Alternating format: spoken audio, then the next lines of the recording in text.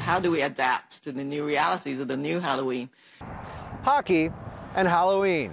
Yes, stick blades will be doling out candy to trick-or-treaters as Canadians trying to find unique ways to keep the spookiness at bay during the pandemic.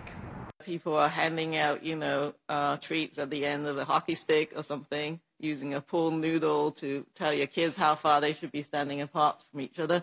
Health officials insisting Halloween 2020 hasn't been canceled, but they are offering suggestions to ensure that COVID-19 isn't something your kids find next to their chocolate bars. I think trick-or-treating outside with the right distancing, pre-packaging, your treats so that people are not rummaging in a bowl of their bonbons. It may give me a little comfort and others a little comfort that there's a little more protection.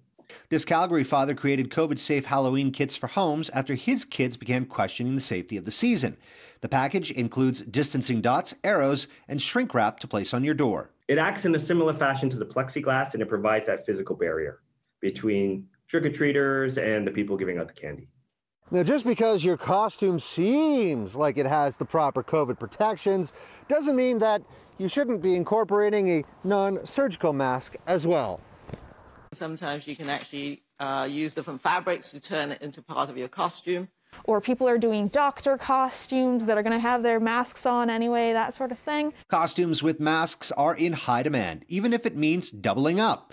Gloves are also hot commodities, and this shop doing its best to minimize COVID concerns. So we've done a limit of 2 costumes per person per day for try-ons. We're sanitizing the change rooms in between every time. We are putting costumes into quarantine after they've been tried on. And while Halloween is a go across the country, some regions have been hit harder by COVID, meaning you should take a closer look at the restrictions online. The federal guidelines are also expected to come shortly. Now, Halloween parties are generally not recommended for 2020, but if you do insist on having a spooky seasonal get-together, it's best to do it outside, and if possible, to do it with those inside your social distancing bubble. In Edmonton, Courtney Theriault, City News.